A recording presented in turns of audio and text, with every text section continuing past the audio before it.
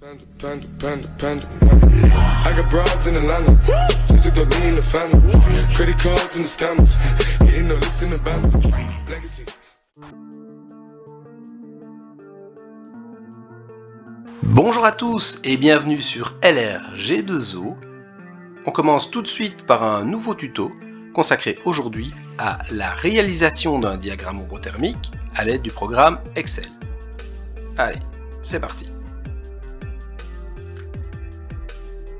Pour rappel, un diagramme ombothermique est un diagramme qui met en relation sur une année des données de température et de précipitation.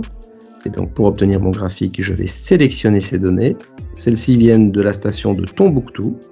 Donc mes données sont sélectionnées. Je vais cliquer sur Analyse de données.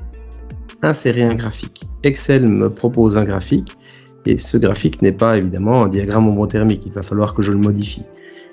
Pour ce faire, je clique droit, modifier type de graphique, graphique combiné. Je vais modifier mes températures puisque moi je veux des courbes et mes précipitations, des histogrammes.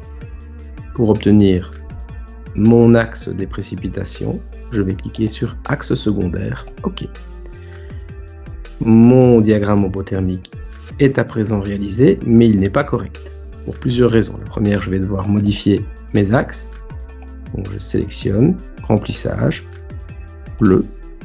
Pareil pour ma courbe, contour, rouge. Pour que mon diagramme soit correct, P doit être égal à 2 fois T. Autrement dit, mes précipitations sont le double de mes températures. Et donc je vais devoir faire un calcul. Ce calcul, vous allez devoir le faire systématiquement, en fonction des données obtenues. Donc je vais cliquer sur mes températures et je vois que mes températures sont les suivantes. Minimum 0, maximum 35. Pour que P égale 2 fois T, mon axe des précipitations doit me donner, certes 0, mais ici 70. Et automatiquement, mon graphique s'adapte. Je modifie à présent mon titre de Tombouctou. Je vais maintenant insérer un titre pour mes axes, l'axe principal et l'axe secondaire. Mon axe secondaire, P entre parenthèses millimètres. Mon axe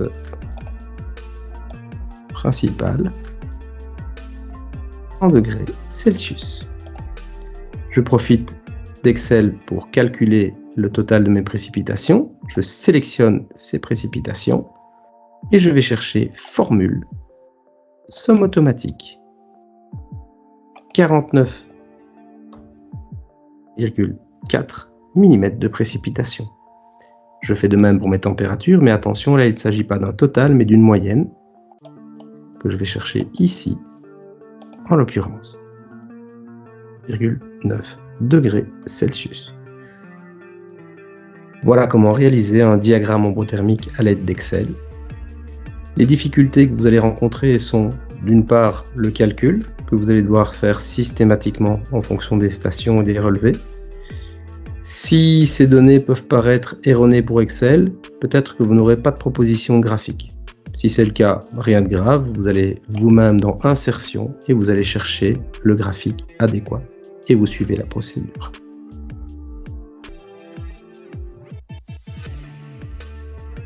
Voilà, j'espère que ce petit tuto vous sera utile. Quant à moi, je vous dis au revoir et à bientôt pour de prochains tutos sur LRG2O. Panda, panda, panda, panda. I got broads in Atlanta.